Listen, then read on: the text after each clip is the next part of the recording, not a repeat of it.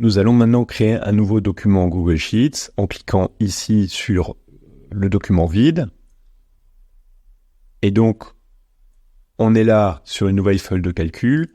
On va commencer par lui donner un nom et on va l'appeler analyse des ventes. Voilà, ce document est en train d'être enregistré.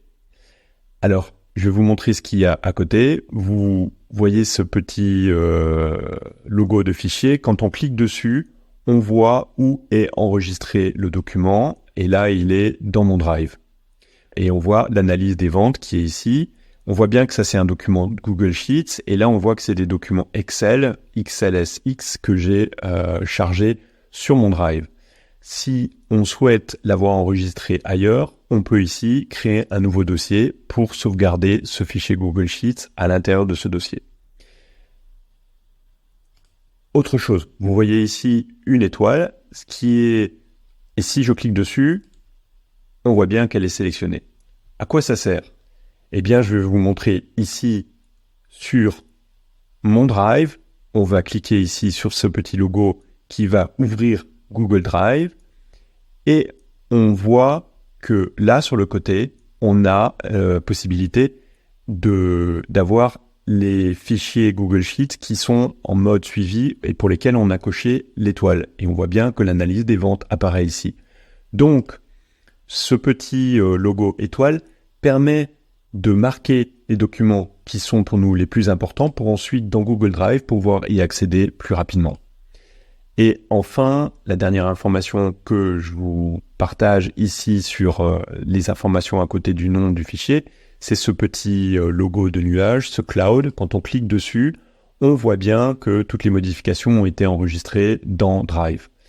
Et en temps normal, on peut aussi utiliser ce document quand on n'est pas connecté, quand on est en ligne. Ce n'est pas le cas ici parce que ce n'est pas mon compte principal, mais vous pourriez l'utiliser. Vous voyez que la feuille de calcul de Google Sheets est remplie par un quadrillage où on voit plein de petites cases tout autour et en fait, on les appelle des cellules. Et vous voyez, les colonnes sont des lettres et les lignes sont des chiffres. Et en fait, quand je vais par exemple tout en haut à gauche, cette cellule, on l'appelle la cellule A1. Vous voyez d'ailleurs le nom A1 apparaître ici. Si je clique ailleurs ici, on est sur la cellule C4 et c'est bien la cellule C4 qui est mentionnée ici. Si je passe la souris sur ce champ, vous voyez une fenêtre contextuelle apparaître, c'est le champ du nom. Et on peut y accéder en appuyant sur les touches CTRL J. Je le fais tout de suite pour vous montrer.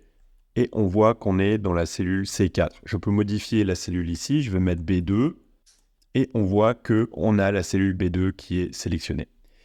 Vous voyez que donc, le champ du nom apparaît en fenêtre contextuelle quand on passe la souris dessus.